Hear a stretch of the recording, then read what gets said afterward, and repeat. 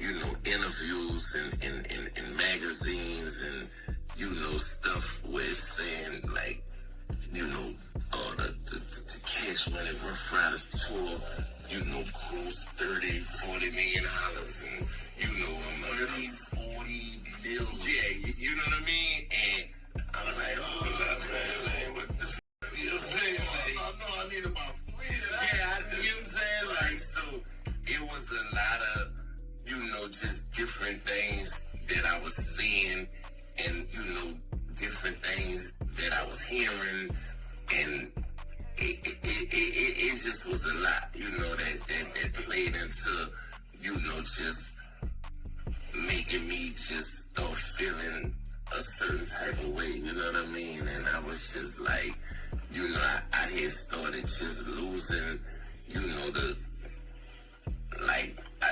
what I mean? Like it just wasn't as exciting, you know what I'm saying, as it was, when we first, came in it, because we came in it as a family, as a unit, we was doing it for the love of the music, we was doing it for New Orleans, just putting on for our city, you know what I mean? And, then we got the $30 million deal, you know what I mean? And, we did the movie, and, we was doing this, doing that, like, and things just was happening so fast. And it like I said, it just got, to a point where I just was like, man, like, all this work, you know what I mean? Like, you know what I mean? Like, it just wasn't, and don't get me wrong, it's not like, I wasn't eating, or, I wasn't, buying this and buying that, and, taking care of my family, and, you know what I mean? Like, just, but it just, I'm like, man, where is the soul up, man? This shit just wasn't adding up in my eyes. You know what I mean? And you had the Hot Boy movies, you had the tours, you had 3 albums that you put out. Looking at your back, I mean, I had like, at this point, I had like 6 albums. 6 albums that I had them put out. You know what I mean? Incorporate, to collaborate. Nah, the BG Food Story, the Chopper City, It's All On You Volume 1, It's All On You Volume 2, or Chopper City in the Ghetto, Checkmate, Guerrilla Warfare, or Get It How You Live with the Hot Boys.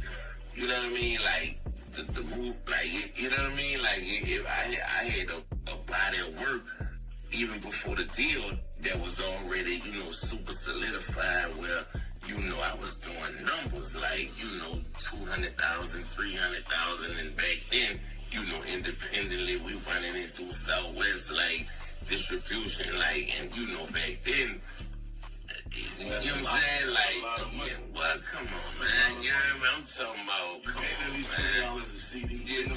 Like, I'm talking about, man, you feel me? So, but like I say, I was young, and me and Stunner always was like, what's mine is yours, what's yours is mine. And I was his little BG, like I was his little son, so, I used to always be like, man, you hold it, you know what I'm saying, like, just hold it for me, you know what I'm saying, when I need some money, you know what I mean, like, and it just came, to a point where I was like, well, man, you know what I'm saying, I could hold it myself, you know what I mean, because, I could go to him and, man, I need 50, or I need 100, you know what I'm saying, or I need you know what I'm saying, like, I need this, I need that, I got about 300 in a shoebox, you know what I'm saying, in the closet, like. Right, y'all, so there you have it. That was BG, the legendary rapper, and he decided to reveal why he left Hot Boys, and he said it was over money. So this was, before he went into prison.